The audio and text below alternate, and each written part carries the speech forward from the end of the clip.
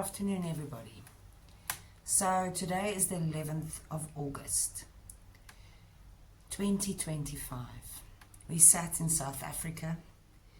The political flavor, the political feelings of this 2025 is extreme. It's always been extreme, but it is reffing up. The people are becoming more and more disgruntled. There is extreme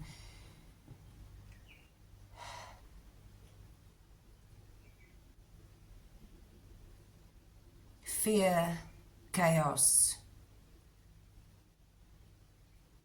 unsupported people that you can feel on the streets. Now, this is not white, this is not black, this is the state of the nation, the way South Africa is finding itself.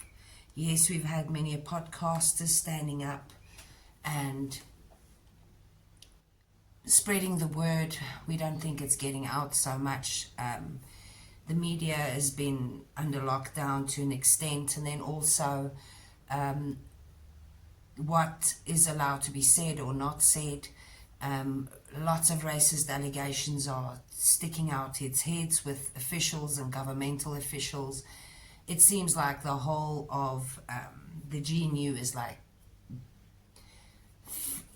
being destroyed from the inside. So what I can assess to an extent, and I'm not a professional, but sitting back for years looking on, I've always said the tribes are rising, meaning not the ANC, not the EFF, not the MK, but actual tribal kings are rising up.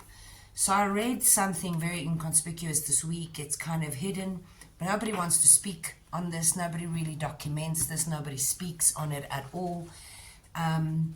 They've got a spotlight on the Afrikaner to such an extent that we're the fall guy, we're the bad ones, we're the reason why everything is the way it is. It's apartheid and it's the blame game that's happening now, yet the spotlight is on us, but it's not on us because we're the ghosts in this community, the society, the economical society. So the kingdoms are standing up, and I read last week, or in this week, end of last week, that the Mpumalanga kingdoms has distanced themselves from the MK, Mkhonto Sizwe, which is a communist party, affiliated with the ANC. They've always been part of the ANC. So, and basically the Zulu king has also done the same, but obviously he's been doing it since the beginning, since the executive order from Trump came in after the land reform was signed. The Zulu king distanced himself. So I have been preaching on this a bit, speaking to the people about this, but these new kingdoms actually taking action because the ANC wants to throttle the kingdoms. The MK also, Mkhonto Sizwe, put in a bill that they want all land to be taken and governmental ownership has to be placed on all land. And then this morning, I think what scared me the most is that the MK and the EFF has been invited to join the GNU, the General Government of National Unity.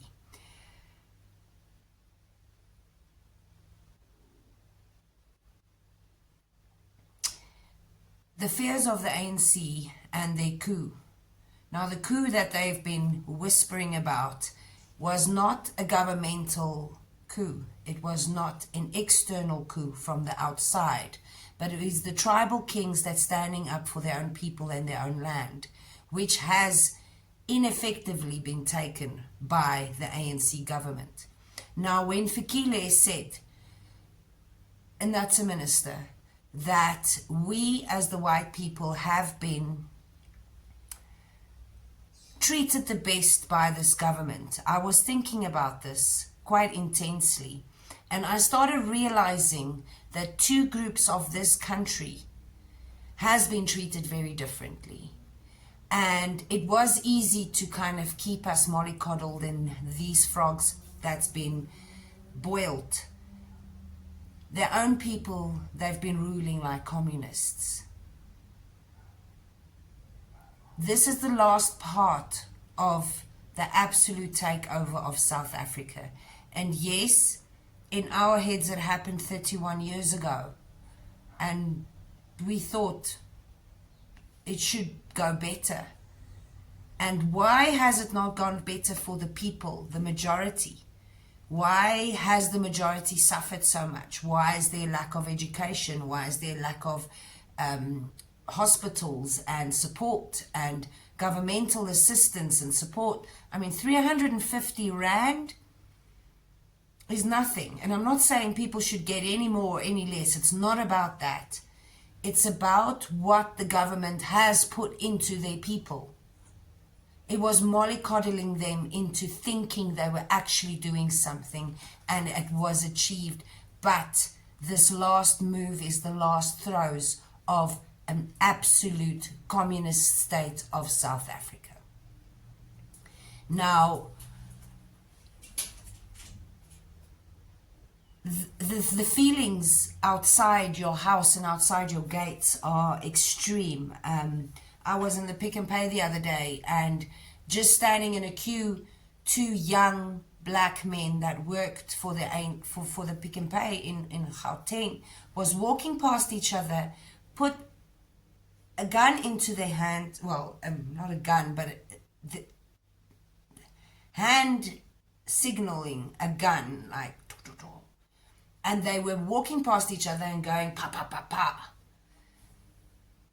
And I was standing there, and there was a white lady behind me, and one black lady in front of me, and another black boy, younger man. And I just asked them, did you see that?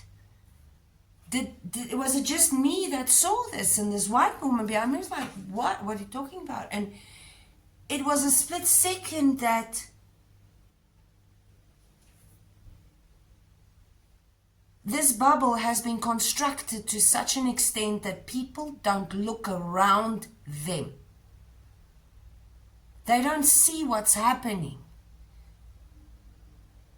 It's frightening when you do open your eyes and you do wake up from this lull of manipulation, propaganda. We have absolutely constructively, it has been created. Now, what is very aggravating in South Africa, if I am in a cage, I would like not to know it. And this false sense of Rainbow Nation, it's insane. It's insane how people live this way and live amongst each other in such a way. It's two different worlds. It's absolutely two different worlds. And it's frightening. And they are colliding now. And it's going to be extreme. There's been protests, there's been terror attacks, there's been around Pretoria itself, around the perimeters, there has been absolute chaos. I mean, it's armored vehicles, police armored vehicles that need to rock up and turn up. And then yet again, we've got such a corrupt police system that we know they won't be able to stand. Do we want them to stand? Because if they stand for the ANC, and we know what an absolute corrupt mess this is. Because the ANCs don't stand for the people. They stand for themselves. They stand for corruption. It's as if South Africa has been sold 3 times, 4 times over to different interesting parties, and all comes up wanting their money or wanting their land or wanting their ground. Iran is moving into Gauteng. Now, if you've played any type of war game, capture the flag or battleship or you name it, if your capital has fallen, you've been overtaken. So if you take a historical building that is actually speaking to the South African Afrikaner history so much, die Uniegebou, die Staatsgebou, not the Uniegebou. My dog is so loud.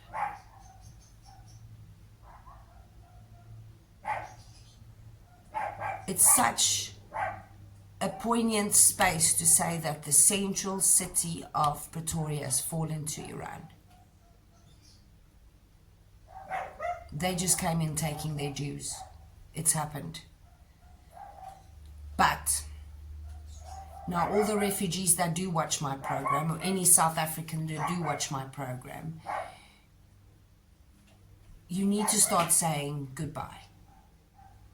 You need to start saying goodbye to your bloodlines. You need to do it right. You need to close the door right. You can't walk out of South Africa slamming doors and expect to be able to open doors on the other side of the world in such a good way. You want doors opening well. My son got to sing at the Voortrekker Monument.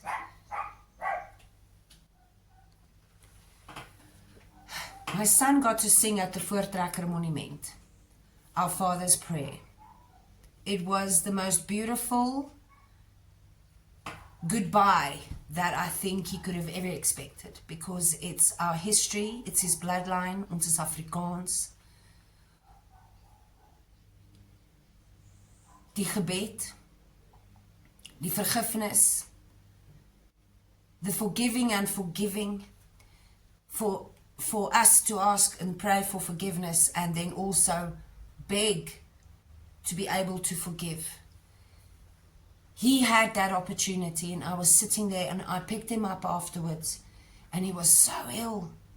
He was so ill, and all I could think of is there has been rituals done by the Voortrekker Monument. Ancestral blood type of rituals that I don't think you understand that you need to actually not sever but say goodbye to in such a soft and beautiful way. That God allowed and afforded my son to be able to do that. I can see God's hand in everything about this. For us going to America, and every step I've been praying about this. And in the smallest little affirmations that we've been getting and it's not for me. I can work anywhere. I can survive anywhere. My son, I understand how integral this is because I've got a boy. There will be lineages of bloodlines coming from him.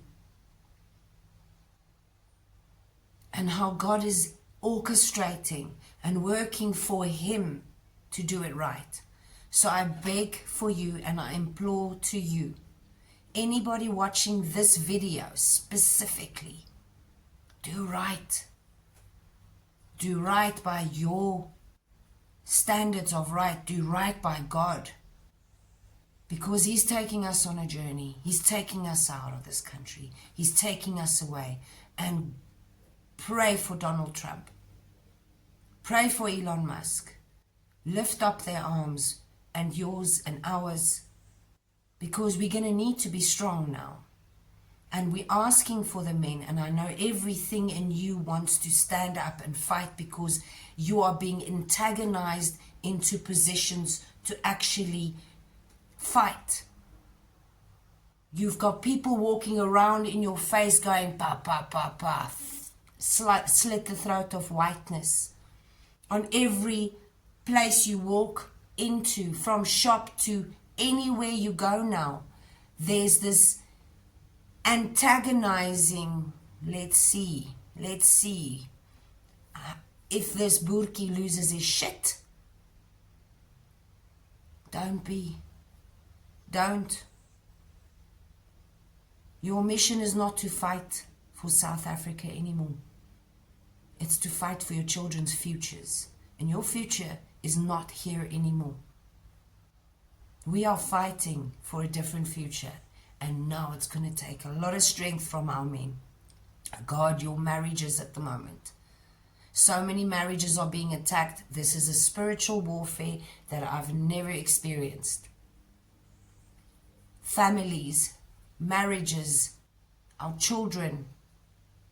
And it's not just being attacked from an external force from Africa, but it's internal from the Afrikaner. Because without you, what will happen to their businesses that just reliant on white rand? You kept hostage here in effect. Mollycoddled into oblivious giving over. No human should live like that. We didn't fight to end a certain type of lifestyle, apartheid, where people actually stood up and fought for it. Oh no, white people were just agreeing. That's bullshit. The propaganda got us really good. Don't fall for it again. Don't get scared now. Don't be spooked into staying. We love you. Pack your bags.